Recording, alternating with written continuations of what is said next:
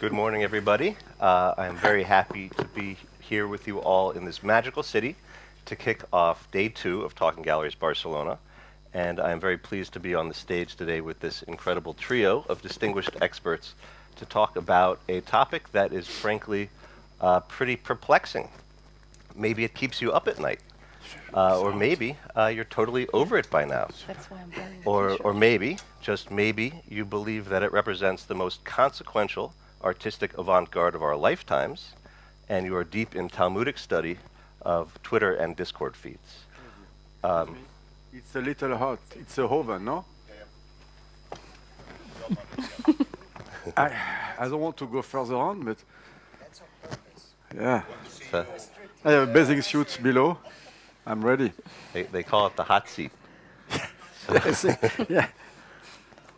But of course, I am talking about NFTs, the metaverse, AI art, and everything else that can probably be best lumped under the umbrella term of art's new digital vanguard. And I think, as we all know, NFTs have had something of a jumped the shark aspect to them for a while now. We've seen everybody from Madonna and Anthony Hopkins to Budweiser and Starbucks jumping on the bandwagon. And now the crypto crash has given the haters plenty of ammunition to declare that the whole thing is over. But I think we all know in our heart of hearts that that's not even remotely true. And in fact, if you look beneath the surface and past the hype, you can see that there are bridges being built between the old art world and this new NFT world that are poised to dramatically shape the future of both of them. And that is really what we're going to talk about today. And if we're lucky, we might talk more about the art than the art market for a change, though no promises there. And let's dive in because so Jérôme, you are a museological heavyweight. You co-founded You the mean Palais de I Tokyo. took some weight? You are exactly. You look. I will make some more very exercise tomorrow. zaftig right now. But I think that you might have the most experience with the traditional art world. So I want to start with you. What would you say was Because the I'm conservative. exactly? Thank you. What would you say would be your explanation of what the perspective of the traditional art world was on digital art before the pandemic, back in 2019?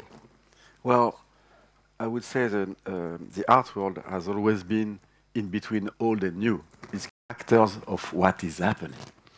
So going to this old and new, I have to say I'm confused myself because I don't know what is really the new thing of the old new thing. So Maybe where is new? Anika, let me put the question to you because you've been writing about this digital vanguard for a long time in your column previously, and I wonder how could you describe the way that you perceived the art establishment's perspective on digital art before the pandemic? Yeah, I think confusion is the right word, and I find it really interesting what you said, because it's happening since more than 100 years, right? So There why we go. doesn't the art world learn from the past and seeing that whatever they start having prejudices about or hate because it's new or think it's not art, why doesn't the art world learn from that and be like, okay, this is something new, now let's not make the same mistake again, and let's try at least to look at it with, I don't know, an open mind, but that's not happening. And I think the confusion comes in because, like you've just mentioned, there's a long history of digital art. You're an expert at that, for example. And now 3 letters come in and they are N, F, and T, and people are suddenly confused. But it's basically, you just said, let's not talk about the art market that much, maybe hopefully more about the art, which would be great. But NFT is basically it's the art market, right? Because as soon as you mint something as an NFT, it shows up on a marketplace. So the NFTs is actually, I don't know, to put it simple, the digital contract, right? So without an NFT, there's no market, and the other way around for digital art. And I guess that's maybe confusing because prior to someone buying a JPEG for 69 million US dollars, it was a niche, digital art. It was a niche, and there are not so many people who know about the history of digital art, and suddenly they see JPEGs and think it's something new. But meme art, GIF art, all these things, they have a very long history. But in school and everywhere else we learn about, and in museums we see paintings, right? And sculptures, but not so much digital art. And also NFTs somehow are the short form of digital art, but we might speak about that later. But yeah, I think the confusion comes because of these three letters, and maybe we at some point find a new term, because also it's, if we speak about painting, we have, you know, there's bad painting, there's concept art, there's like everything, and I think we need that for digital art and NFTs as well. So Categories. we've talked about the long history of digital art that goes back. I mean, you know, you you can trace it back as far as you want, really. I mean, if you look at digital, it goes into technology, it goes into, you can trace the entire history of art essentially into different kinds of technological solutions for applying some kind of mark on some kind of surface. But digital art, you know, per se, had this great history before March of 2021. And then all of a sudden, that Beeple sale at Christie's kind of changed the arc. And it kind of changed the contours of the story that we can tell about digital art. And so how did that Beeple sale at Christie's kind of change things for you? And how did it impact you personally? Well, personally, I read it in the news and I was surprised. It was the first time that an artist making so much money I had never heard of. And I think it's an interesting story to tell from, I mean, now I have a new job. I'll be opening the first National Museum of Digital Art. But I don't have a history in digital per se, even if, like you were saying, Nam June Paik, maybe it's electronic art, and that is part of a history I can relate to. So, but I've always worked with young artists, so like we were talking about, it's about embracing new things that are happening. But I think reading what happened then, first we have to remember it was 69 million in crypto. It's not exactly the same as saying 69 million in dollars, because obviously there was a crypto, I mean, the art world was shocked. Was it shocked because of the price? Not really. I mean, high prices had been coming in. It was shocked because no one in the art world, the old art world, could relate to this person. But this person was functioning in a world they were not relating to. So was it shocked because you were buying a string of code? Not really. People have been buying Tino Seagull where you don't even get a contract. I mean, it's an oral transaction. So the art world is ready for crazy forms of contract binding. I mean, conceptual art has kind of gone all the way to, you know, buying an idea. I think what shocked the art world was that it was taking the power out of the hands, and it was showing in a very clear way the idea of disintermediation, which happened in many markets. So, you know, the music market, fashion industry, and in the art world, yes, galleries were selling online, artsy was active, but this idea of disintermediation wasn't really happening. And so I think it shocked everybody because it put on the table the possibility of this disintermediation. Then on the other hand, it's also true, and I mean, your work is about this, that it's not, I mean, some form of intermediation, like call it curating, call it selection, is also necessary in this world. Because if not, we go back to the idea that it's just the price that sets the quality. And I mean, I think examples like Van Gogh have shown the art world that some artists die very poor, and it doesn't mean they are not important for art history. I think that's a very important point about the difference between price and value. Yeah. And I think we can delve into that a little bit more. But you know, I think it's unquestionable that the that Christie's sale was the greatest piece of marketing in recent art history. I mean, it was a sensational, you know, headline-grabbing, internationally renowned event. And I wonder, how do you guys understand it? How would you see the impact of that in terms of accelerating into the public discourse? You know, this new thing called NFT, really. Well, we need shock. You know, I think the art world need a big shock. It was time to have changes. We are still functioning like in the 19th century in the art world, as I said earlier. People are surprised when it's a moment of aggressive competition where there is no rules. It's like the hood. And they are surprised that things are happening. You know, there is no... Imagine a market, since we talk about economy, where there is no rules. Imagine the fashion industry with no rules. Imagine a cinema with no rules. Imagine music with no rules. It will collapse. We are the only last island in the world where people works with basically, I'm shaking on my shoulder, business done. Wow, wait, it sounds like a tribal system, not contemporary system. So it's totally crazy. My mic is over, so sorry about that, but I'm shaking my body too much. So it's normal. The shock was something unknown, made a shock with a coup, like a coup d'etat, coming from nowhere, bam! I was very happy to see the art world was shaken by something they couldn't see coming, but it was coming. It could have come with anyone, any person you could have done by yourself. You know, anyone in the room here, yes, with all the people around Beeple, it was not just by himself putting something on the planet and it came like this. Excuse me. I lived 12 years in China. Often the market is organized like that. You know, you take an artist and everybody, all the big collectors are behind, put a big price on the market, and then this is the selling price of this artist. So it has been, for years, the art market has been living like this, making a price and say, this is the price of the market. Come on. Now, it's easy to build a price and make something on an auction house. So for me, let's be concrete and not be like naive like that. Beeple is not an artist. We all know that. It was a fantastic shock for me. Waking up our whole world, saying the world doesn't function anymore the way you are. Guys, wake you up, otherwise you're gonna miss everything in the next decade. Your entire system is collapsing. We are entering to a new way of living, a new way of behaving. Digital changed the entire system. It was already the same when my friend Nicola and I were the first to communicate in my little country only by digital. People said, you're crazy. People want to have their invitation card. We said, we don't want this. It was 20 years ago. Not yesterday, 20 years ago. We started like that. People said, you're crazy. We need to have this invitation to go somewhere. We decided, no, finished, gone. It was a shock for the art world at the time.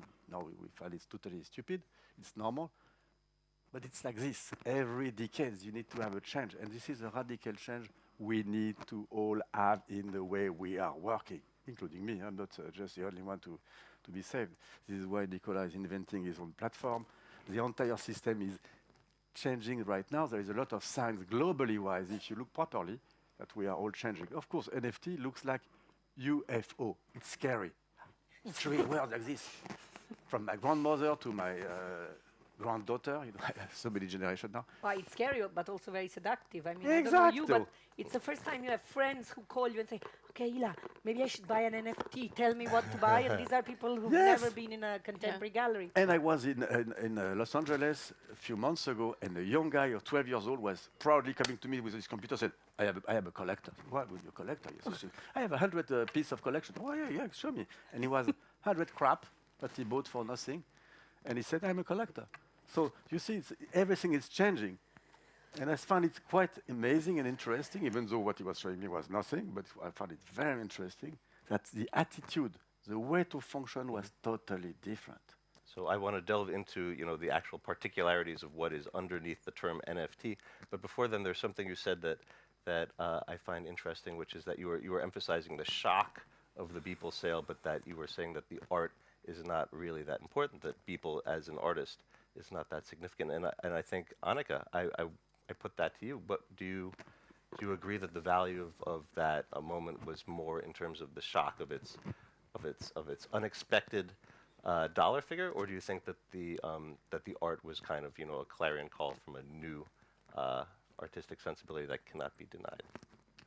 I mean, the number was good. Now 69 also is a good number.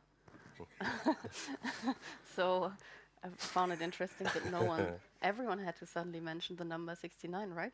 Oh, by the way, I don't know if I also have a collection, but now I'm, you know, scared to show it to you because maybe you say it's all nothing, right?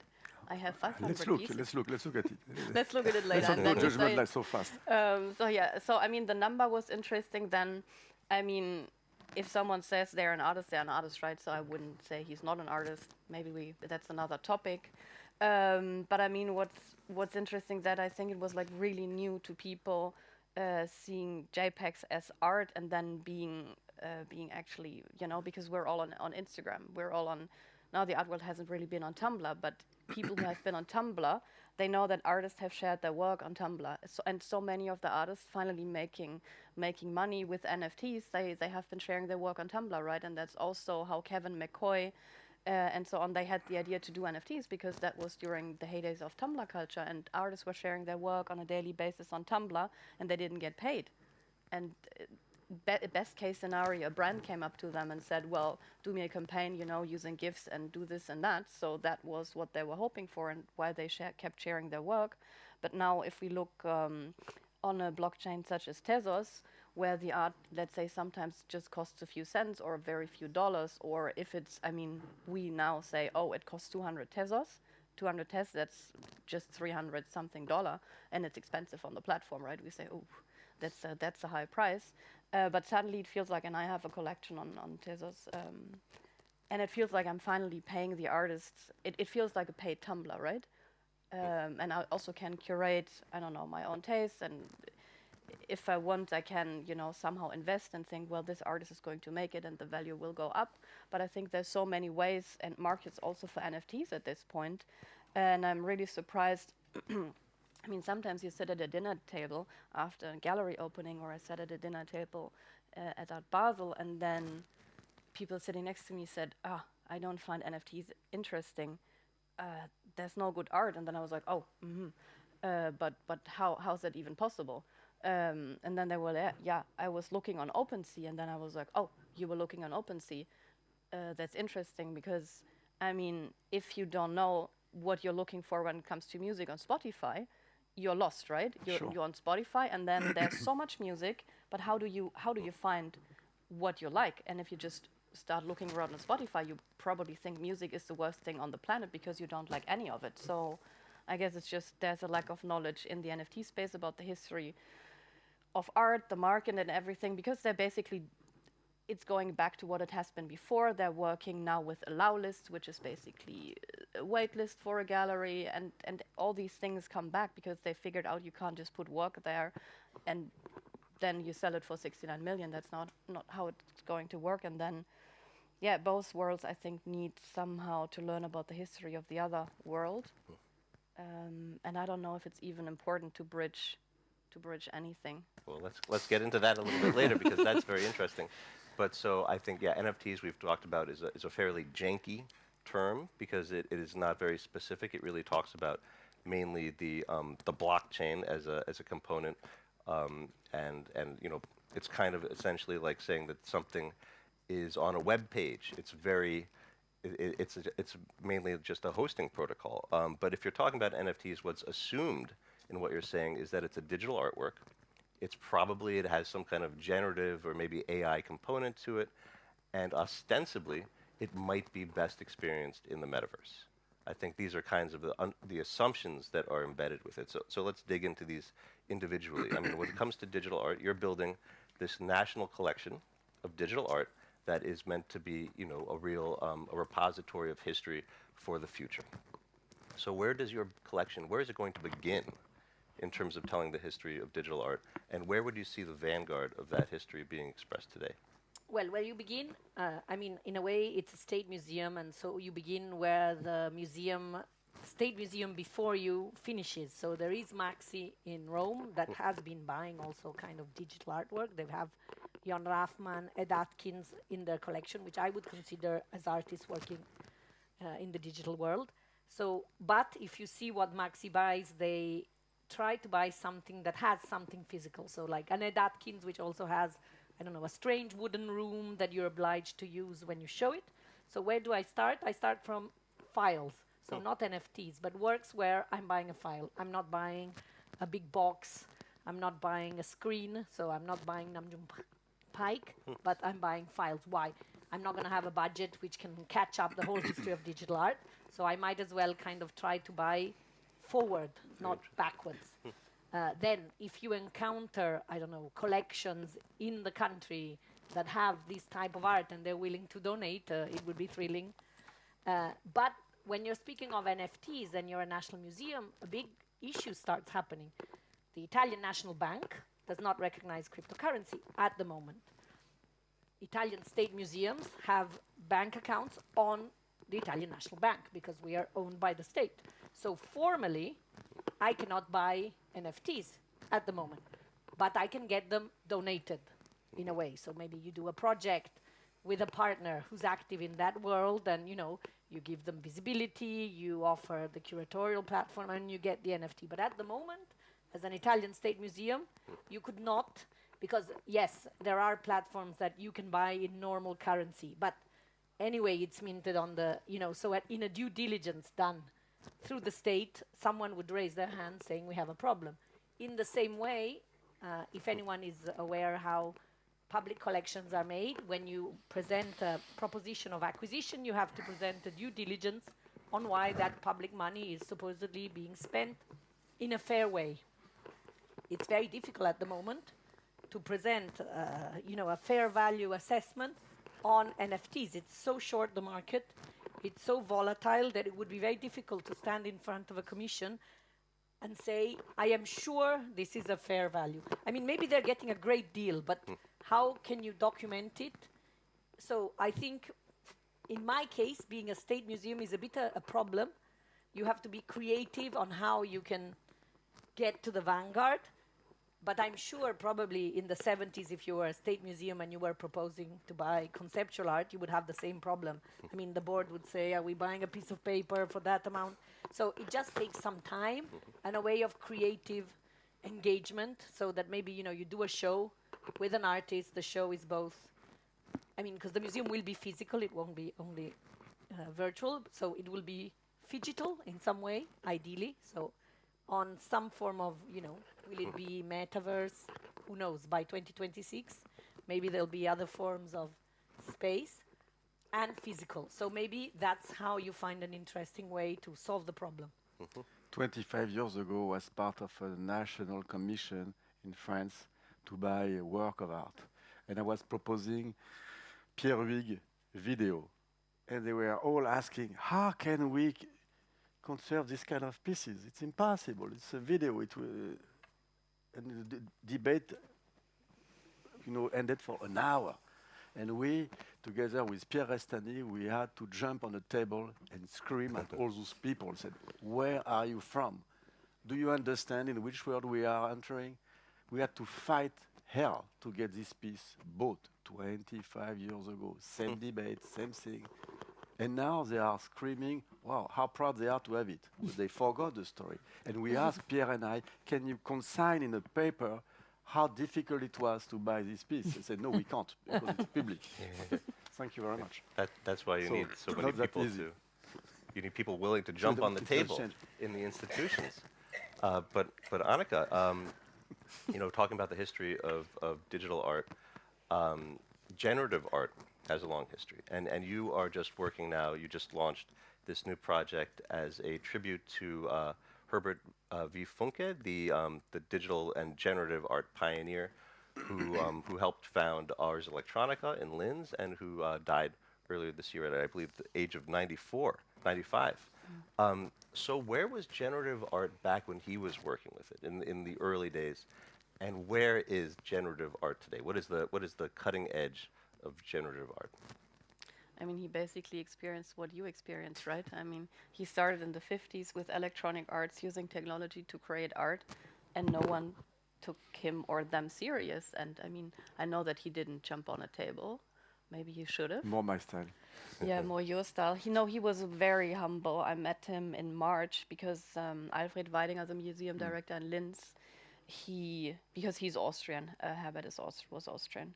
And so, because the Belvedere had to postpone due to the pandemic, his big solo show, and then they were really sad, and then Alfred said, okay, let's jump in and show him in Linz for his 95th birthday, and I went with him there because he said I would enjoy it. And I said to him, because I posted on my Instagram and on my Twitter, and people were going crazy, and I was so surprised that people were going crazy because I told them I'm going there, and everyone was just, I was like so surprised about the many messages I got, and then I was like, Herbert, do you know that you're a legend for the people on the internet, for artists working today? And he was like, really? And I was like, yes, how about you come on Twitter and see it yourself? And then he was like, yeah. And I convinced him and his wife to just do it. And I thought, well, nothing's going to happen. You know, you just can read along. But then people went crazy, and it was like, 10,000 followers after 48 hours, and people like really went crazy. And then I said, okay, I'm going to stay with you now because I put you in this mess, right?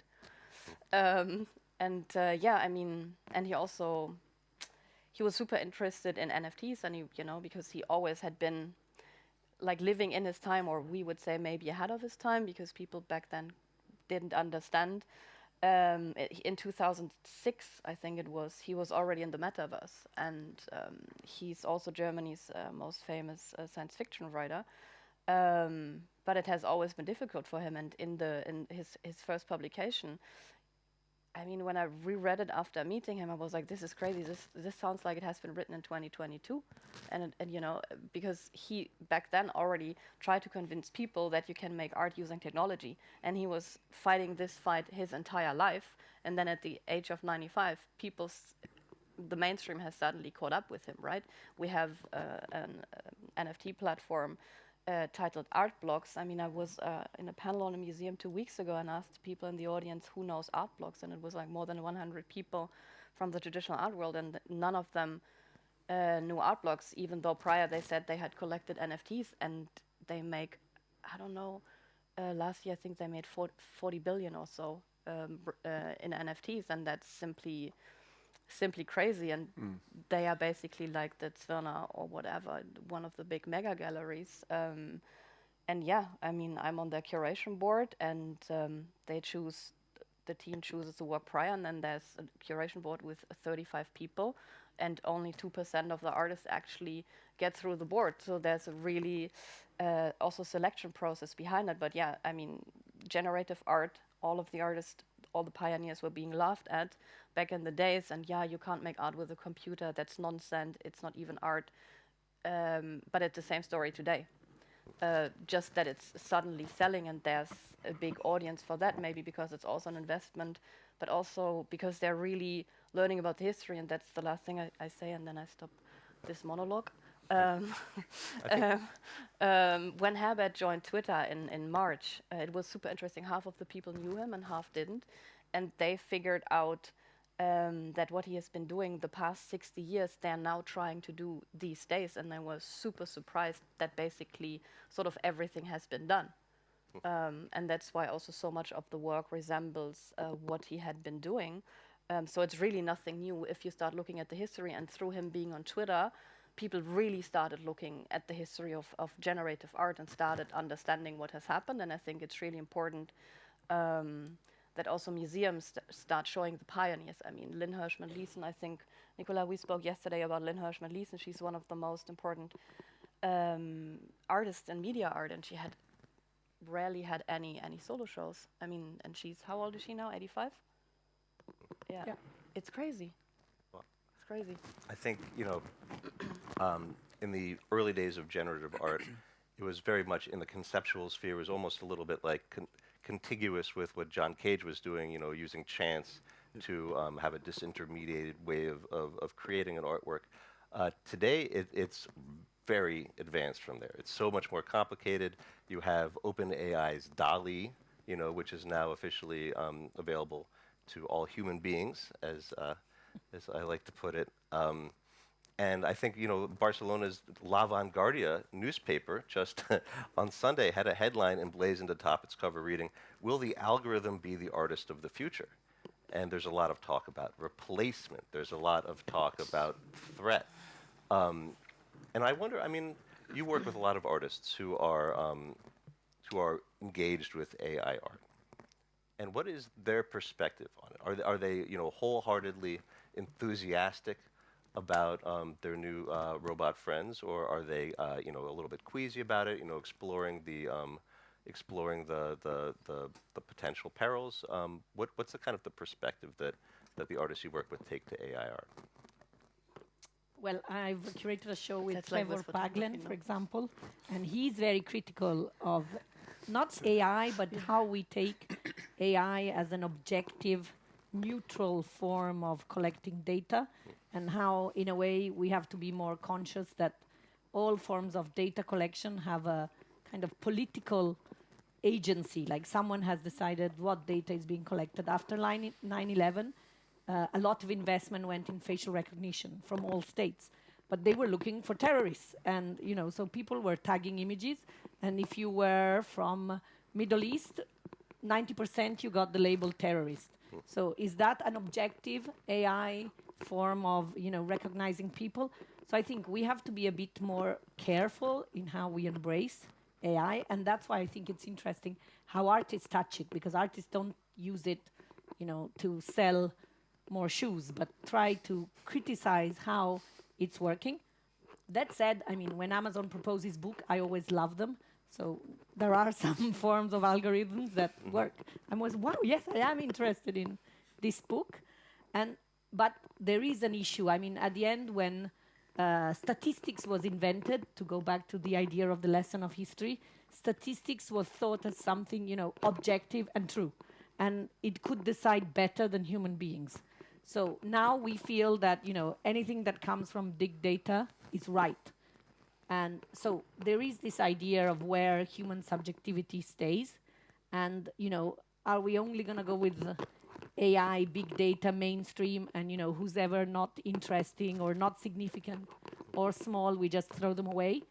Maybe not. But I think that's why art working with technology is interesting, because art challenges these ways of using technology. I mean, in a way, when I think of the museum, I think the idea is we want to create digital citizens and not just digital consumers, while a lot of the exposure we get to digital is to make us buy.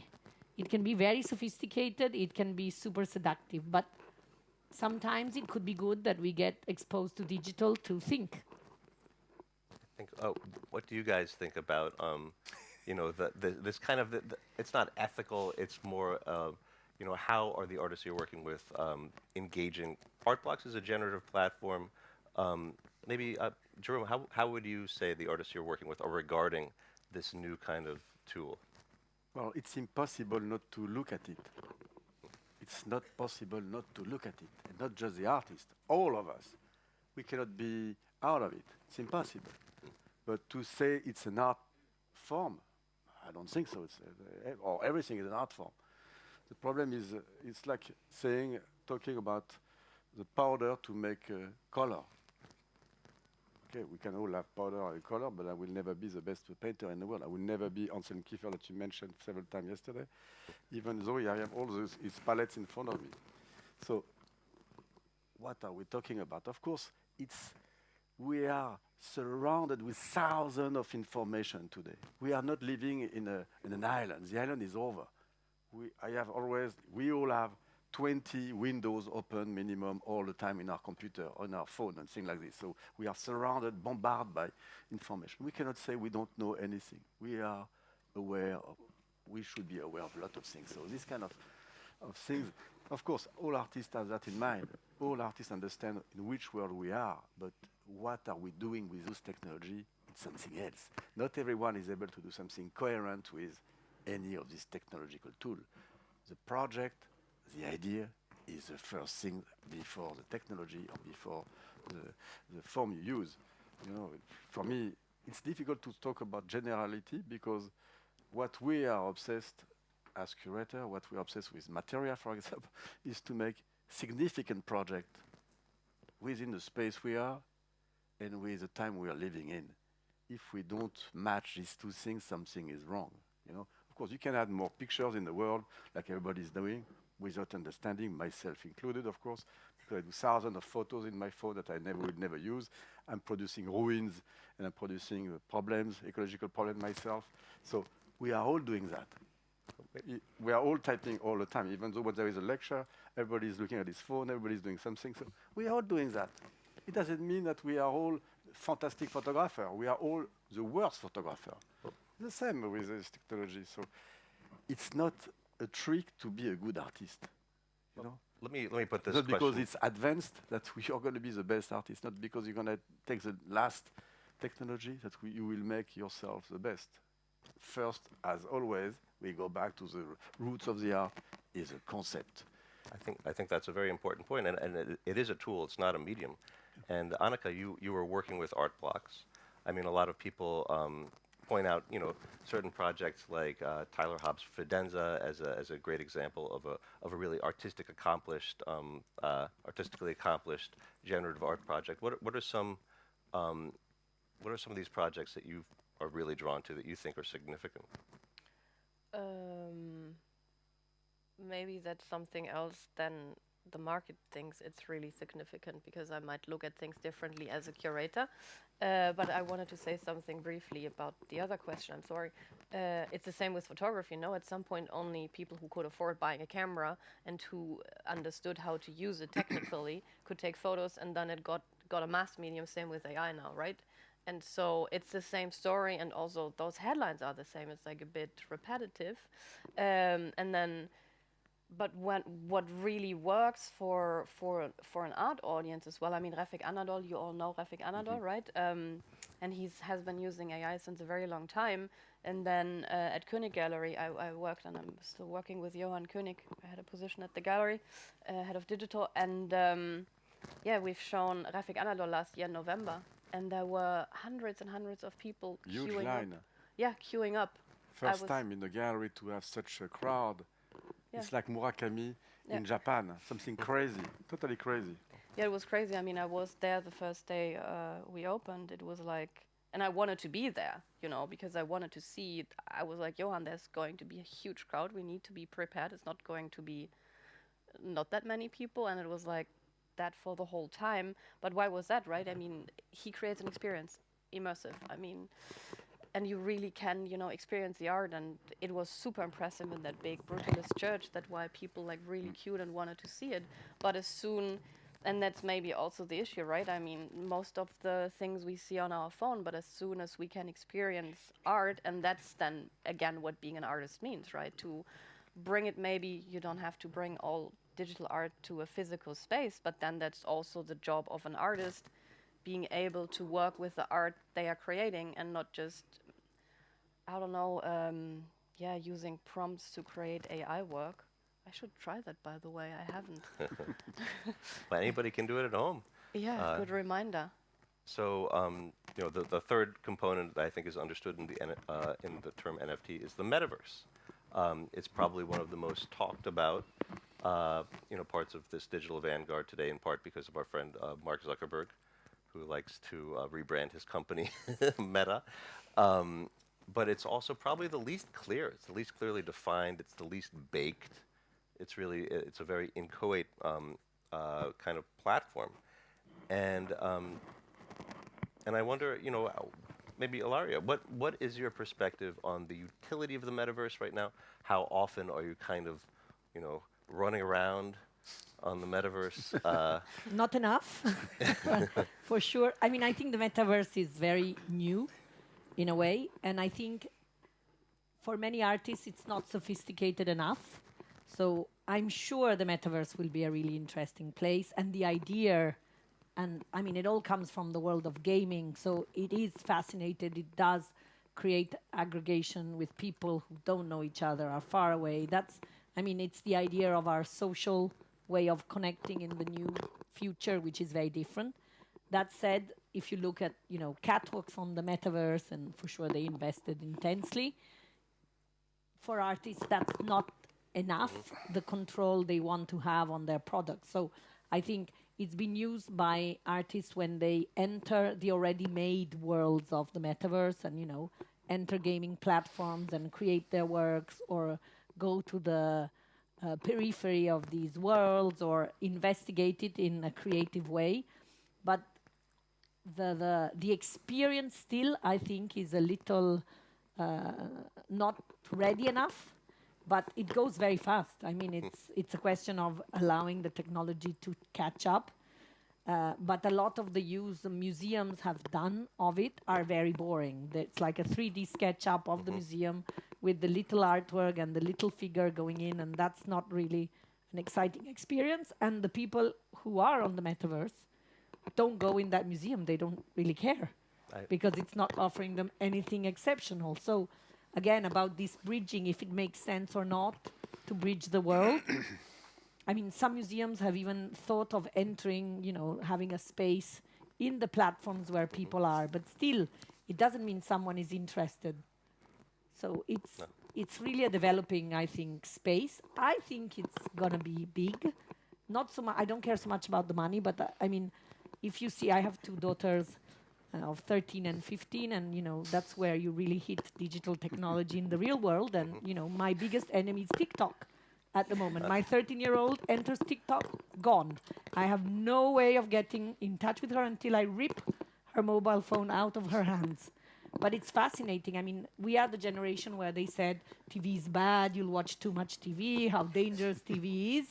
And my kids never turn on the TV. It's really, it's an archaeological object. So, yes, these things will develop, but it's still maybe early.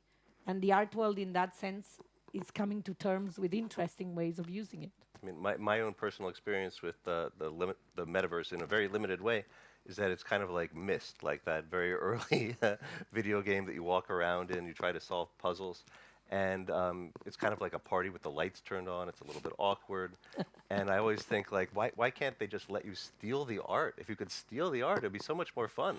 If you could do some kind of, heist. But Anika, you've done projects on the metaverse, and I wonder what do you think is something that you've seen as a really compelling kind of use case for artists on the metaverse, or something that's really, project that has integrity on there.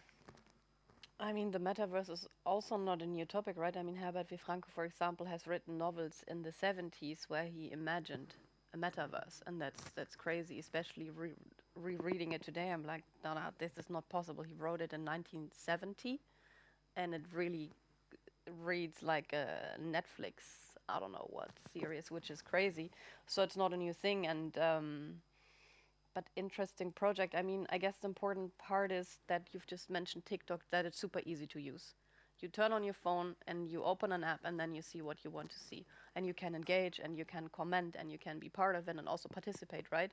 So platforms such as Decentraland, for example, it's a virtual world on the blockchain, and with König Gallery, we were the first bigger commercial gallery in Decentraland, and Johan König and I, we've curated the exhibition The Artist is Online last year in April, and it was a total coincidence because Johan asked me already in 2019 to curate a digital art show with him, which we were supposed to show in the big galleries in the nave of St. Agnes, and we were somehow done. Most of the art has been produced, and then pandemic, boom. And then everything digital moved online, and there we were. And they were like, yeah, okay, let's do a painting show the year after, or whenever it's possible, and let's do something online. And we were just perfect with the timing, with the whole thing, right? It was, and everyone was like, oh, Johan König is just quick again doing something. But no, we were like really working on this thing since like 1.5 years and longer. But Decentraland is, you have to be on your computer. That's the first thing, right? You have to be on your computer. You have to create an account.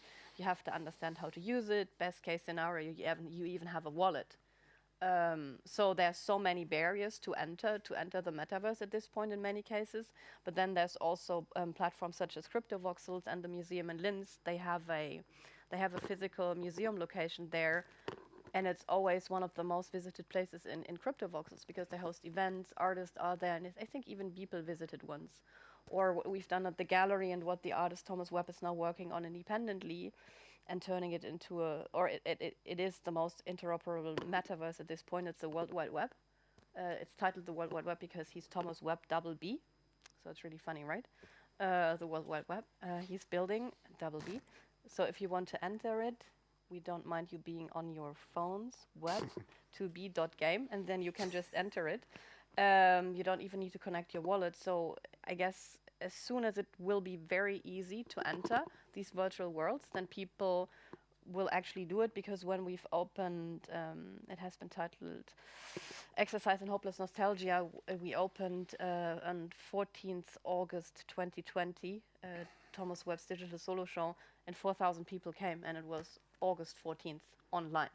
And because he built it with a team himself, we were like really scared that the servers would crash if too many people come. So we were like really not trying to make it big or, you know, make it that public. We had to announce, but we were like, yeah, let's play it safe. But then 4,000 people came and the good news servers didn't crash. It worked. But yeah, I mean, people like really enjoyed being in this online game. Tom built a Berghain and people queued for 1 minute and artists and galleries met from all over the world and just had a good time. So as soon as the metaverse starts really will be accessible, like very accessible for everyone, it'll be fun and interesting. But then, as you said, only 5%, I know the numbers for Germany, only 5% of the population go to a museum. So why then suddenly do we expect people to be interested in art On the metaverse. and the metaverse? I mean, it doesn't make that much sense now if only 5% of the people go to a real museum. So Why don't they go to the sports arena and the metaverse? Or go to the Cineplex? Well, it's exactly the point. I think the problem, what I see is a misunderstanding what metaverse is or should be. For me, it's not metaverse, but what I wrote here, meta versus the real world. Because people are so obsessed about what we have, they are keeping duplicating the same. Why doing above what we have below? A mistake. If it's really virtual, it should be totally virtual, totally different. I don't need to have the same house here and upstairs. Too much complex. I can't already manage the one I have downstairs. Why should I have a new one upstairs? So for me, it's totally idiotic. It reminds me the very short life. Remember, Second Life. That was a great idea. We all believed in it. It was a boom and a bang. Because why doing the same at the end? It's kind of boring. We are bored with our life here. Why should we bored with a second life over there? Why Wait, not I'm not invent something bored. more inspiring, yeah. more crazy, something that give you more possibilities, that open new windows, new doors, new muscles for new things. So for me, this is what metaverse is about. And most of what I've seen is duplication. It's wrong because we are afraid of new again. For me, metaverse, I'm waiting to see people inventing new form of architecture, new form of behaving, new form of buying, shopping, living, experiencing. And artists maybe are the best, maybe, to be the first to invent those new forms. Possibly, or video games. I mean, video games have really, Yes. led things into the future. Fortnite Sure. is a far more advanced version of Exactly. Second Life Totally. that people, of all generations are actually using. But I think, we talked a little bit about the bridge of this old and new world bridging. We've also talked a little bit about all these like inchoate strands of digital art that are percolating right now. But I don't know, would we all agree that there are certain factions in the traditional art world? Let's keep auction houses out of it because I think they've been the most enthusiastic, embracers of all things, crypto. And some galleries, like very few, and we didn't mention that gallery who was one of the only one in the entire world to dedicate one section to that. Because we keep talking here about galleries, mega galleries. This one had the courage, the vision to see the present and the future. Why more gallery doesn't do that? That's a good question. That's a question. we Is could I ask. wonder if beyond that, if these certain galleries, certain museums, kind of wish the whole thing would go away. I mean, I mean, that's what we've been asked in interviews. Johan and I, we were interviewed by media from all over the world, and the opening coincided with the big hype, and like every single journalist really asked at Johan and myself, when will this hype be over? When will it be over? And we were like, oh wait, this has just started. So why are you asking when it's over? I mean, that does not make that much sense. But also, like I've just mentioned, we started speaking with the first blockchain startups in 2019, and I curated a museum show in Leipzig, and but it really takes visionary people such as the museum director Alfred Weidinger or Johan König, who has been interested, because he always questions the traditional art market, and what's the role of the gallery in the future, and like you've said, it won't keep on being what it is, and if you're not thinking about it at the right time, you're probably at some point left behind, or don't have a business running, or it's not even interesting for people. I mean, why did all the people come and queue for Rafik Anadol? Because it was something new. But then also, as soon as you're doing something new, then people, especially from the art world, are not your biggest supporter because they are a bit lagging behind. So yeah, that's just what I wanted to throw in. I mean, just be maybe more I don't know, visionary might be the wrong term, but maybe more. It's a good one. Maybe live more. I've done an artist talk with Lynn Hirschman-Lees, and I asked her how it felt always being ahead of her time, and then she said, no, wait, that's not the case. I've been always living in my time, and all others were lagging behind, and maybe that's also the case now. Artists working today, maybe people like you and Nicolas, you were living in your time. We tried. You're trying, but the rest is not keeping up because they're busy with other things, which is totally fine. But yeah, here we are with the gap which needs to be bridged, maybe. Or not at all. I mean, does everyone have to be in the metaverse right now? Probably not. Maybe it's really boring. I don't know. What about, I think that, everybody loves the historical avant-garde. I don't think that anybody would say that, Die Brücke or Fluxus or any of these historical avant-gardes are dubious. But it seems that there's a lesson that's not learned, that the avant-garde is constantly evolving ahead of where the consensus is. Yeah, and then it's not that everything in the avant-garde stays in art history. I mean, it's always been, like when you look at the past, it seems easy, but the truth is that it's already been distilled by time, power, whatever, and it's also been distilled wrong sometimes, as now they're all rediscovering figures that have been, and this is how the history goes. But yes, I mean, that's always how it is. I mean, it's hard to have a historic perspective on the present. It takes time, and and also like you have artists that maybe do 2 great works, and in that year they seem amazing, and then they stop. And so their contribution to art history is not that big, even if those 2 great artworks are great artworks, but they kind of get out the picture. So it does take the time. But I also think, I mean, not to kind of defend galleries, but galleries respond to what artists are doing, and the galleries have always been, so the model has to change in a way, because the gallery was the intermediary selling something they believed was great. So if an artist is minting, he doesn't really need the gallery, he needs more maybe a curator. So galleries have to rethink how they function as intermediaries in a system where the rules are different.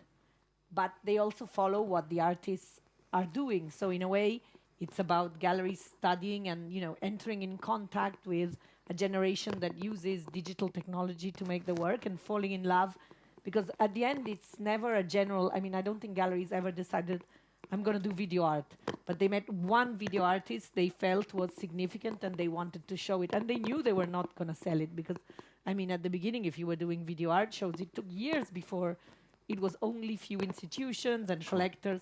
So I think it has to get back to that relationship of a human being creative, making creative projects, and someone who's going to help them sell or find their support, because maybe it's really going to change. It's not going to be about important artwork sold for double digits, and this digital art will be sold more like music. People who want to look at it will pay $0.99, and your gallery will be the intermediary who helps you find all the people in the world who are willing to spend little to be able to engage in your work. I mean, we're really thinking of a transformation which is radical, and so it's even strange when we try to put everything back to the old history of the important gallery with the expensive artists being sold to one single collector. That's a very kind of old, maybe it's different. I think that, I mean, for galleries, there's the side of what the artists are producing and what they want to, support. And then there's also the side of what the collectors are interested in and who these collectors are. And I think that, for a long time, or not a long time, but recently, it has been impossible to avoid all the money that has been popping up in the crypto sphere. Now, of course, we're in crypto winter, and everything has kind of plummeted. You can buy a Bored Ape for the highly reasonable sum of some $100,000 instead of $2 million. So It's a bargain. it's a bargain, exactly. Buy your apes now. But do you think that plummeting of the net worth on this crypto, speculator side of things, is that going to slow down the kind of the bridging of this old world or the new world, or do you think that the velocity is already built to the point that that it's going to just continue and spread and spread? Maybe it helps, on the other hand. I mean, the hype was making people very scared who weren't comfortable. And I mean, it's a winter, but it's a winter that's going to get back to the spring. I don't think anyone can think it's a dead end. So it kind of maybe gives people also a little bit of time to get their bearings and kind of enter it because the speed, if you were not knowledgeable, made it very scary. So maybe in a way it helps actually engaging with great projects and, wanting to learn about the artists, and maybe it also helps quality come out in a way. If it's not everything is precious, I mean, at the end, the idea of distilling quality has to stay in some form in every, So I think, and that's why what Anika is doing is great, because it's not about just, no matter what, I want to sell it as expensive as I can. Well, inevitably, as you said, after winter, there is always spring and there is summer, And as you can see in the other side of the sphere, in a traditional art world, the market didn't stop. It has never been as big as it is today. If we look back 20 years ago, 30 years ago, the market is beyond any expectation. We all forget how it was early 80s, the scale, the number of people. Artsy is a very good example here in the room to show how exploded it has been during the last decades. So you have not to be a genius to understand that it will not stop. It will continue in a bigger form. I was living in China for 12 years, and people didn't understood what China was about at the time. They never understood it will be a bigger part of the market, a bigger player. And other countries, like I'm working now in Latin America, this one is as well waking up now. So many new platforms are coming, joining the art market. So it will not slow down. Even though there was a winter, we all go to ski. So we are all in the cold. We take our winter coat, and then we wait for a better time to go outside and take our bathing suit again. And all go to the beach. And of course, the same beaches. So it's normal process. The market will not ending at all.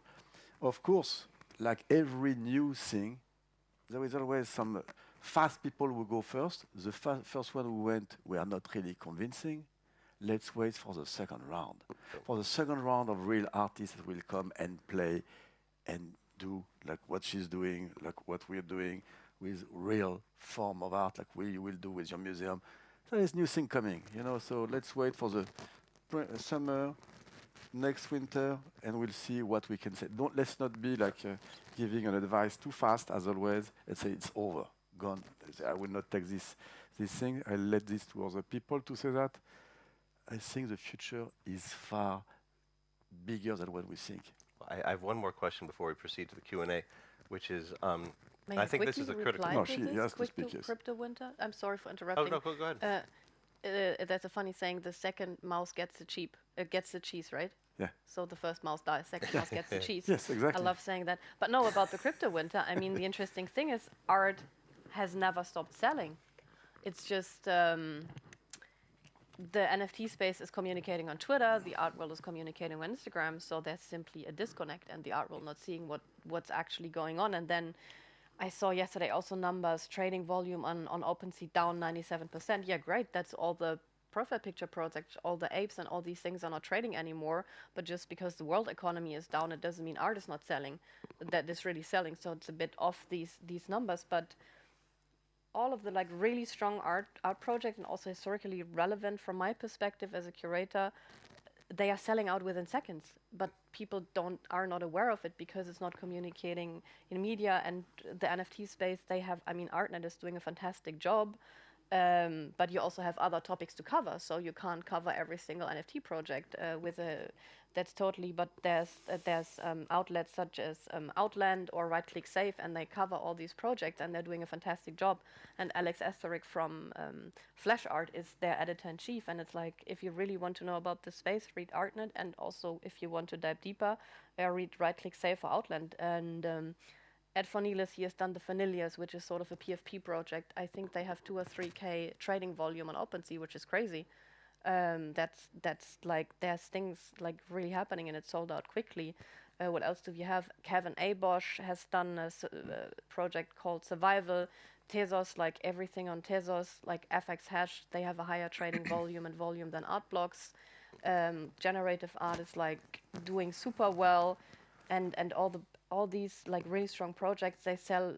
You have to be there when the art drops. If I'm not there, I have an issue, because then I have to buy it for a higher price on secondary market. So if you're part of the space, if you've been interested in art, if you know where the artists are, and if you know where to find it, nothing has changed. It's just the bored apes, and these things are not really happening anymore, but because the investors and flippers and these things have left the space. But who's still in the space is like really interested in the art. And I'm doing a tribute because Herbert V. Franke died on July 16th, and I brought 80 artists together, pioneers, and like people like, I don't know, Rafik Arndol, Zan Ken, the stars on Tezos, and it's simply, people are super interested in it, and it's like really selling well. So nothing has changed. Just you just need to know where to look for the art.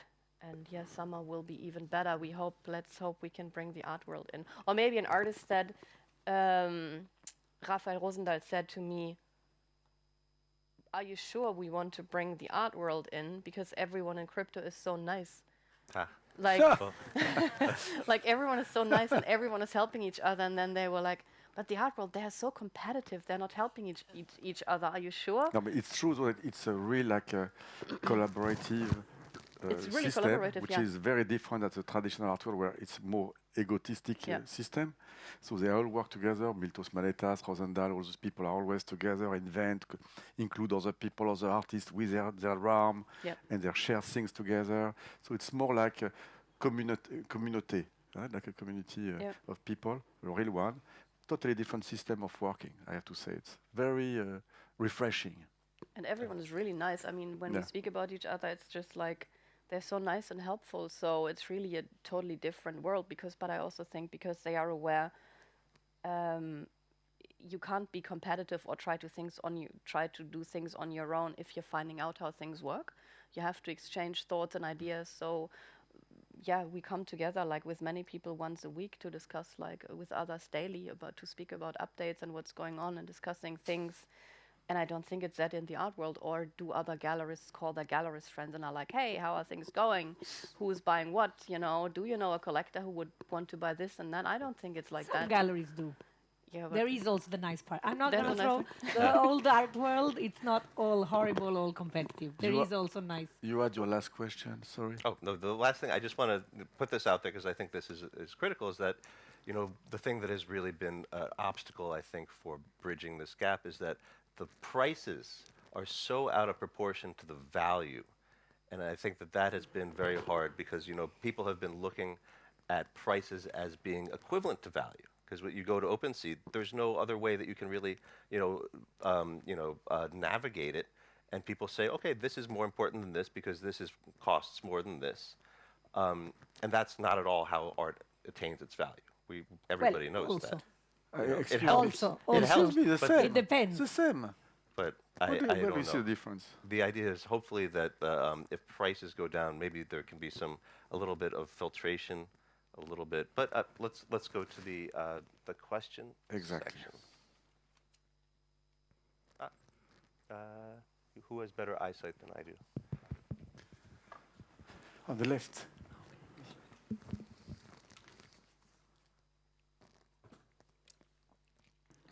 It's really warm. Oh, sorry. We are burning here. Yeah. Yeah, you know, we were there yesterday, so yeah. Hi, over here, Andrew. It's Scott from Rise Smart. Art. Sorry, I'm back over here. Hi, guys. Just first a comment, just on the thoughts on timing in this crypto winter. I just think you guys are all. It's quite interesting right now because since the speculators have left the space a little bit, I think artists now have a lot more space to breathe and do their projects in a way that speaks directly to collectors. So I actually think that right now some of the best projects are coming out and probably the best environment that's happening in the space. And I guess the question for the panel thinking about this is the one area that I have a hard time with. We started a DAO last year. We've been really active in the space, but has always been this idea of displaying artwork. And how do you think collectors in the future will actually engage with their collections a little bit more? Like, I know people have online galleries, the metaverse and everything, but none of it really has that kind of same appeal in ways that people are able to kind of share and curate their own collections. Like, how do you think that will evolve in the coming years? Big question. And very generic question. So it's difficult because which collector are we talking about? Because collector, everybody thinks they are collector today. So you have 10 small drawings and you think you're a collector. So what kind of collector are you mentioning here? Are you mentioning like historical collection, a new young collector just started to buy something? It's complex because, well, there is not that many collectors that have a vision why they are collecting, what are they doing with their collection, where it will go with the future. You know, people think more like a temporary collection, but they don't think in a very long run. What does it mean? Where it goes? Where it's going to be afterwards? What is the meaning of that? Why do I buy this and not that? So it's complex. I would say I cannot answer your question, to be honest, because there is many people who are adding things. I don't call them collectors. They are adding things in their house, which is great. Good, we need that, and it's good for the art world, it's good for the system. But collecting, for me, it's like curating. It's the same. If you don't buy things that are meaningful and makes a kind of a Rubik's Cube with some meaning each time you turn it, for me, I found it, well, it's good to have these people around because they make the system still functioning, but they don't add anything in a system more than just bringing money. So I am still waiting, and your question is good at the end, because I'm waiting to see new collectors that will invent new forms of collection for today and tomorrow, what they will do with that, how it will end in the metaverse or in other form, because what I see today, those museums or people making their collections in a digital way, okay, it seems that they have no money to build the proper building, so they do the building in digital, and you have the same experience of going through a bad SketchUp thing made by a wrong architect. So it's a little sad for me. So I think we are waiting for something more extravagant, more meaningful for the present and the future than just showing things in a room and in another room. You know, Ilaria, you're actually building a museum. And narratives. Well, on one side, I can say that, you know, when you see houses of collectors that show you on an iPad their NFTs, it's kind of sad. Because the truth is, it's much more interesting if they share them on digital platforms. So many more people can see them than who's going to go to the house. And, you know, if they want to show you, they can even sit you at a table and, like your 12-year-old, show you on their computer. But, I Which mean, was cute. The big question is, if you're a digital collector, do you want to have a physical space? It's not compulsory. There's, you know, if it's about how many people see it, it might be better not to have a physical space. Then if you're a museum, like in my case, the brief is that they want a physical space. So then you're really trying to engage on this idea of how physical and digital can interact. And to be honest, I think the artists are the best guides to finding ways. They've done it from the birth of electronic art all the way, and, you know, pioneers have done shows and projects, and how do they bring these worlds together?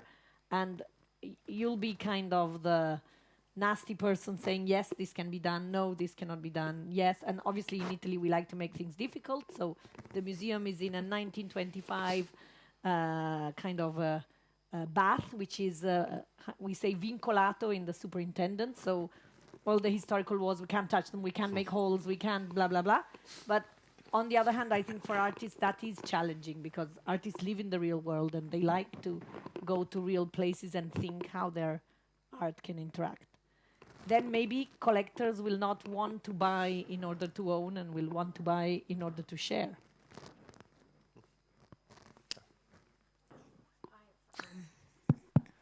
Farah Nayeri, I'm an author and also I write for the New York Times. I had a question, I think I'll put it to Ilaria because you're a curator in this space. I was really mystified to see the incredible prices that these bored apes were fetching at a given point. I mean, it was just climbing and climbing, and I looked at this and I thought, this is a disaster waiting to happen because these are images, like cartoon-like images of bored apes, and how much value can they have over the long run? I mean, it really did look very bubbly to me, that whole phenomenon, and I was not alone, obviously. And then even looking at the price that Beeple fetched, for $69 million for his work. What everyone thinks of Beeple, and I have respect for Beeple, but just $69 million. What do you think? I mean, we were in a kind of bubble situation, were we not? And the bubble has popped, deflated. What do you think? I think the truth is we live in a capitalist economy and, things are worth what someone is willing to pay them. And we can't really be moral about it. I mean, if you think what soccer players are being paid. So, no, what in a sense is if someone is willing, a single private collector, to pay something because owning that object makes them super happy and they have the means, then the significance to art history is, a more complicated issue. And yes, it feels like it's a bubble, but to be honest, even some paintings of young artists, it feels like they're being traded at prices. But the person paying huge amounts of money for these for a bored ape or one or more of these bored apes, weren't they kind of thinking that there's going to be a downward dip after? I mean, how can one buy something and think that the value is actually going to carry on climbing? But it's true that if you own cryptocurrency and you had acquired it in previous years and you had enormous amounts of cryptocurrencies, you couldn't buy a house with a cryptocurrency, jewelry, a girlfriend, a hotel. You had to buy NFTs. So these people were always, this is something that maybe doesn't get told of the story, that there was accumulation of cryptocurrency and they could only spend it in that world. They couldn't spend it in the real world. May I quickly add something? Just very quickly. I guess what's really important is there's a community around this. Same with CryptoPunks. I mean, there's people who bought them when they were super cheap, and I know a lot of people who own more than one punk, and they would never in the world sell it for no money. It's community. That's what they believe in. It's like, I think you or Nicola yesterday used the word religious, or maybe it was you. They would never sell it, and they also say it on Twitter, right? We started with 0.1 ETH, then we saw it go up to 140 ETH, and now it's 60 ETH. It's not about, that's a different value system, and I guess that's really important to understand, It's like baseball cards. Exactly. I mean, it's just what they believe in. I also, with some of my NFTs, I wouldn't sell them. I mean, at some point I might consider if I could buy a house for it. But I have offers on some NFTs and I'm like, okay, do I accept it now? It's like 10K and I paid 3 and I'm like, no, I really want to have it. It's a Mutant Garden Cedar by Harm van den Dorpel. In my opinion, it's the most historically relevant generative art project because you've just asked, they are mutating on chain. I don't know if you know them.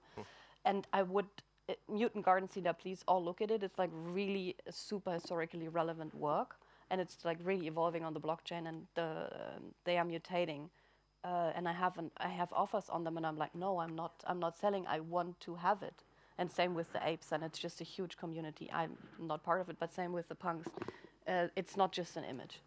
And also, not to be overly cynical, but I think it's the same thing with like the highest prices you see for any kind of artwork at auction, that maybe the person who's buying it is not just stupid. Maybe they have some kind of agenda. Maybe there's some reason Yeah. why they would like those prices to be so high. Sure. Nicolas Bourriou has a question on the third row. For you.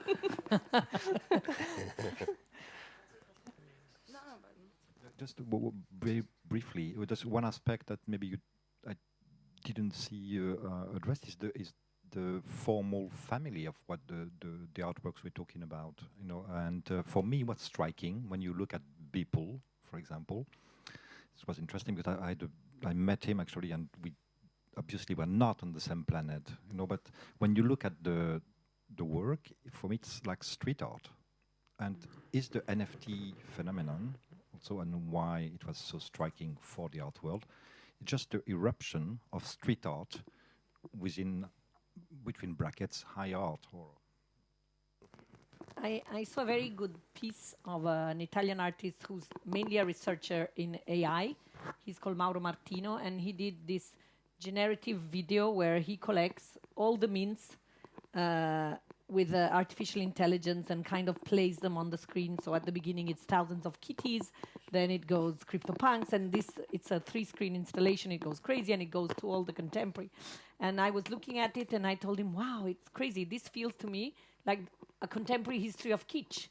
But when pop art was born, kitsch was, you know, a big eruption in the idea. So I think the idea of thinking of, and I think we do think there is a level of kitsch in many of, I mean, when you go on OpenSea, there is this feeling of kitsch for someone who's in the art world, but maybe that's also interesting that kitsch is taking over. I mean, or maybe it's not interesting, but it's a mirror of how our world is developing. the difference might be that, you know, Rosenquist or Liechtenstein knew perfectly well that they were dealing with Yes. kitsch, you know. I'm not sure that it's There's the the same with awareness. most of the street artists we're talking I about. agree with you. It's very interesting.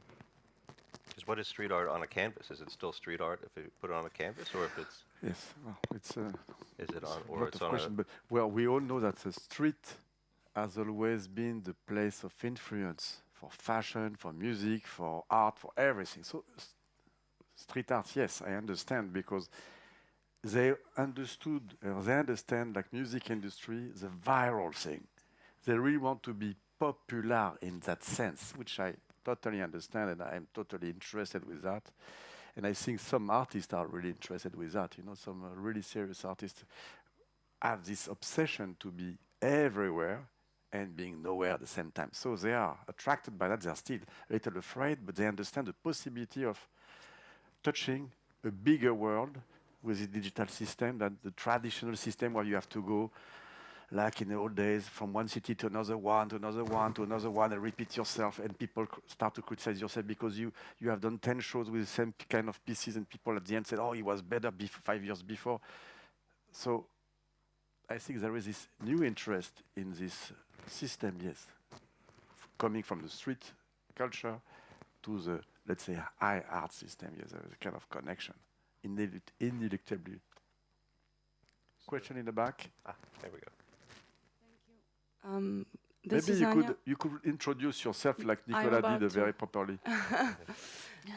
My name is Anya. I'm from Hestia Gallery in residence in Belgrade, currently living in Paris. It's kind of related to just what we're saying now, but just before I would like to make a comment about the soccer players and what they're earning in this, as you said, capitalist world. I don't know if we can precisely relate it, because there is a very, very big industry behind that. And I think that, you know, watching El Clásico derby between Real Madrid and Barcelona is all over the world a big event, as well as, I don't know, Michael Jordan earned most of his money with the Air Jordan brand and Nike endorsement.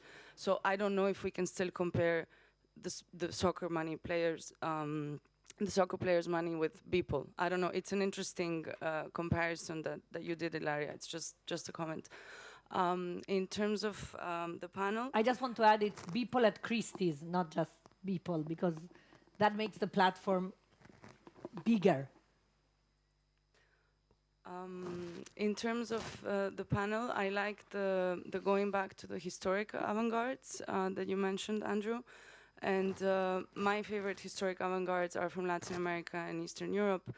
And in the way they worked, was breaking the canons by using the street as their performance venues, institutional critique. So there was a social commentary. So the question would be, do you think that these digital vanguards, as you call them, could also be used not just for things that look like street art, but kind of to also talk more about societal issues? Because I'm not seeing, and maybe I haven't looked at it, to be honest, and deep enough, but I'm not seeing any kind of like huge narrative in these new digital works. I would like to explore it more. I'm not very knowledgeable, but... It's a very good question. It's a very good question because what people have in mind when you say NFT is kind of an absurd picture that is just making like something very simple. Of course, a basic thing, basic picture, basic drawing, childish system, but it's not that. There is some like this, of course, but there is some serious artists in general who are dealing with this form. Coming from Belgrade, I would just think of Marina Abramovic, one of your mother. She made recently an NFT, with her famous iconic picture where she's standing on a horse holding the flag that her father had when he was a hero. And she was standing at the beginning of the conflict between Ukraine and Russia as an NFT. So for me, it was a clear position, and she was throwing it in New York in a very big physical and digital, both sides of the world, to have a position. And of course, I totally agree with you. Any art should have a position. Any of us should have a position. We can't be just entertainer and be happy with everything. We have to have a political, economical, and cultural engagement. And for any kind of artwork, any kind of things, we all have to have this attitude.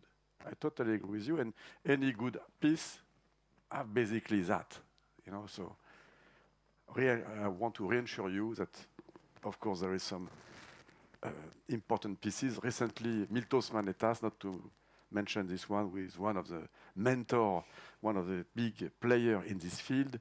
The art world try to forget him in a way, but he's someone historical in the digital realm, made a piece with us called Cannot Be Erased. He did a piece around Julian Assange, trying to raise the obsession of freedom in our world today, which is, for me, one of the biggest issues that we are facing today, wherever we are. So there is some pieces, there is some artists, yes, of course. You can see in one way very entertaining, very nice, beautiful, physically, but there is the second layer with engagement, political, and things like this. So don't be afraid. There is some very good artists who have great projects. Hello. Sorry. Hello. I have another question.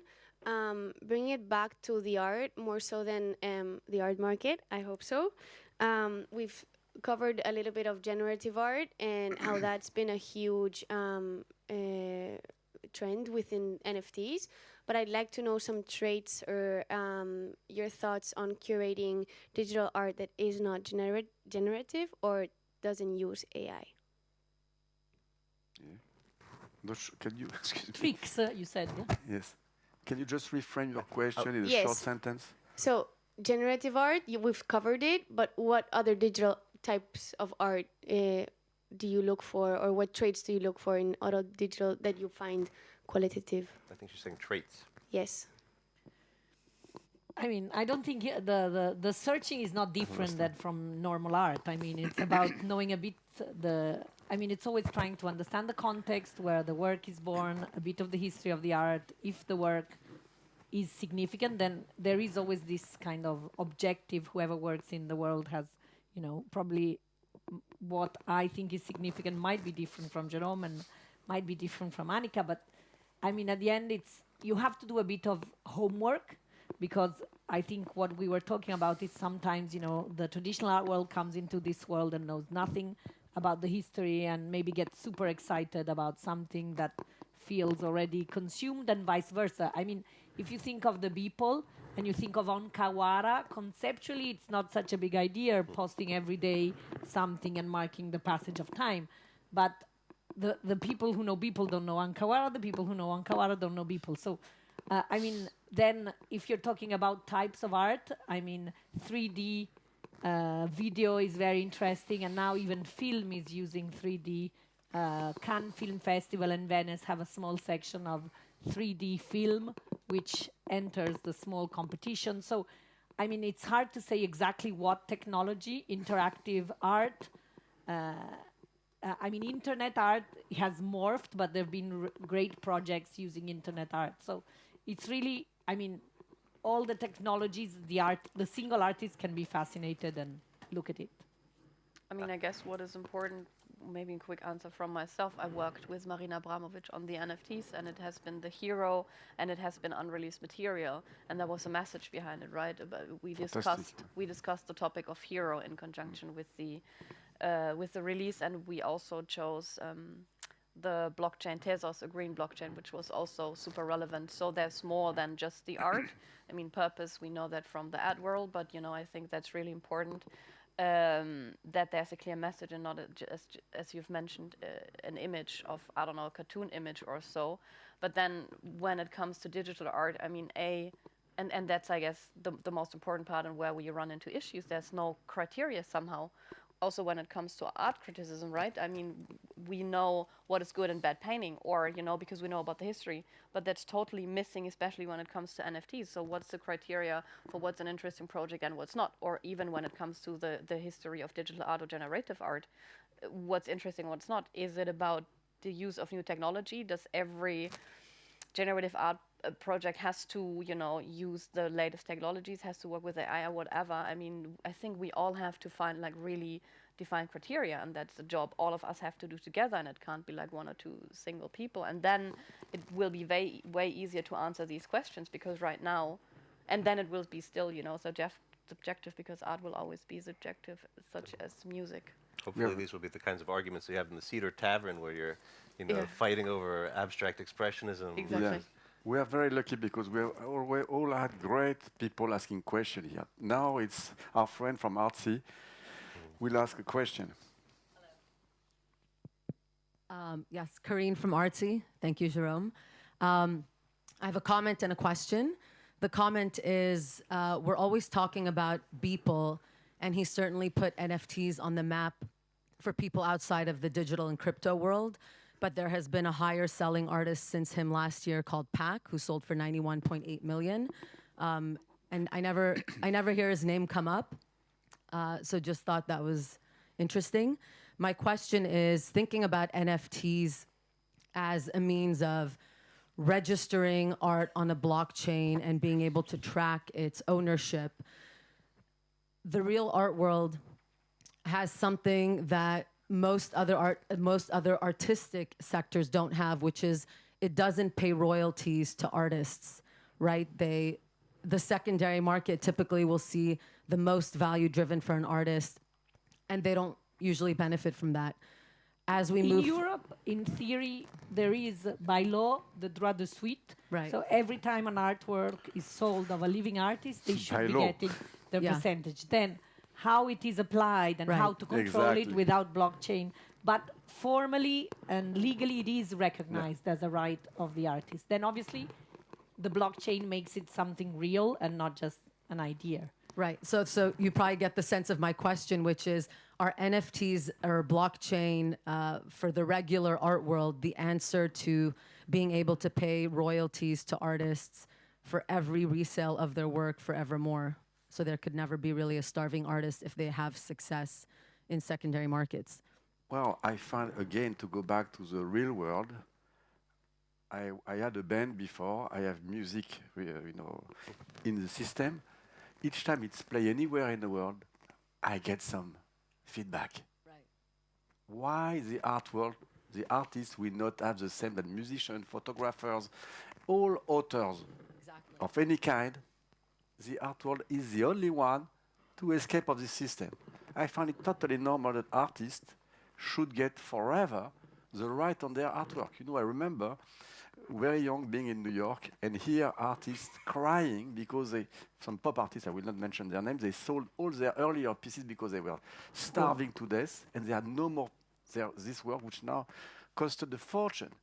So they lost their fortune. So, and people were selling, buying, selling, buying. They saw the money going up and they are not a part of the cake.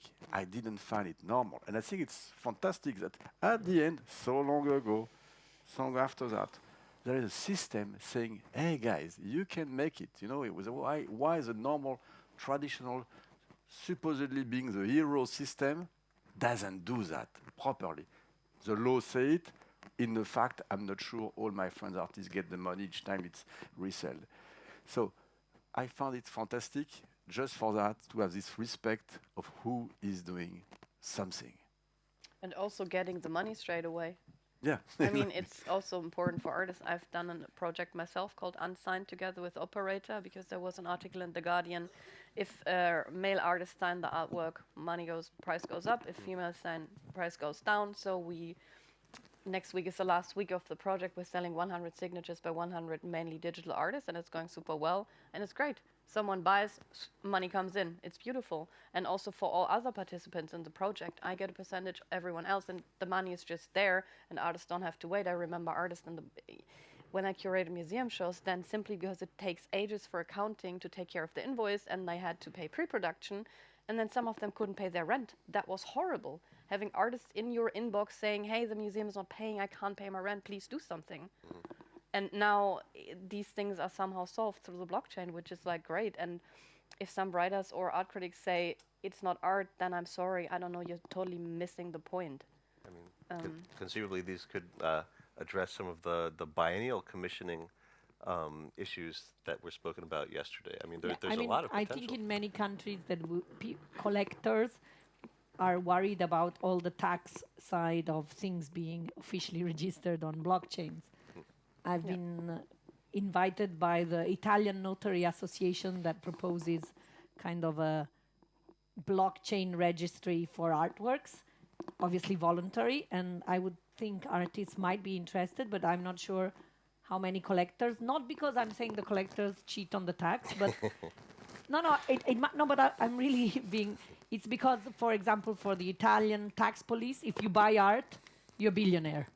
That's just a granted. So if you buy art, you're a billionaire, and they start looking, and then you get a fine because your babysitter hours are not coinciding. So maybe it's not on the art that you're cheating the tax, but you enter the kind of spotlight, and this is also an issue, I think, and it will have to be solved. And all the side of tax regulation linked to blockchain in European Parliament is being discussed and regulated, and it's still very new. So I think it might take a bit longer that the art world embraces when they kind of understand also the side of, how it's taxed, how you have to declare it, and blah, blah, blah. I'm sorry, yes. I'm standing here because we need to stop. Thank you so much for such an insightful conversation. I think everybody enjoyed this a lot, and there's a lot of to discuss. So we are doing now this. Bravi.